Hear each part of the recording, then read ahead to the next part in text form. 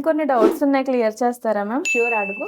Beard region లో hair oil apply చేస్తే hair growth ఉంటుందా ma'am? It's just a myth. Hair oil వల్ల hair growth అన్నది అవ్వదు. హెయిర్ ఆయిల్ అన్నది ఆ రీజన్ ని మాయిశ్చరైజ్ చేస్తుంది అంతే. బియర్డ్ రీజన్ లో హెయిర్ షేవ్ చేస్తే హెయిర్ పెరుగుతుందా మేడం? ఇది కూడా మిత్తే. షేవింగ్ వల్ల హెయిర్ గ్రోత్ అన్నది పెరగదు. షేవింగ్ అనేది సూపర్ఫిషియల్ పార్ట్ ఆఫ్ హెయిర్ ని రిమూవ్ చేస్తుంది అంతే. మెయిన్లీ హెయిర్ గ్రోత్ అన్నది బియర్డ్ రీజన్ లో అయినా కూడా జెనెటిక్స్ వల్ల, నెంబర్ ఆఫ్ ఫాలికల్స్ వల్ల, హార్మోన్స్ బట్టి డిపెండ్ అవుతుంది.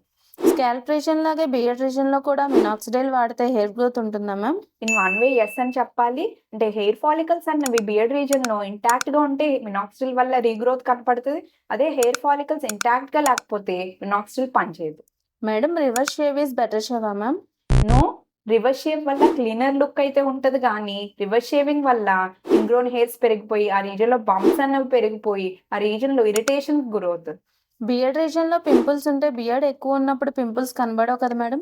నేను అడుగుతుంటారు చాలా మంది. Acne it self A bacterial infection and more over beard region లో ఎక్కువ బ్యాక్టీరియా ఉంటది కాబట్టి హెయిర్ ఎక్కువ ఉన్నప్పుడు యాక్నే అన్నది అగ్రవేట్ అవుతుంది. సో ట్రిమ్ లుక్ ఉంటే క్రీమ్స్ అప్లై చేసినా బెటర్ గా హెల్ప్ అవుతుంది యాక్నేకి. And moreover acne number కూడా తగ్గుతుంది.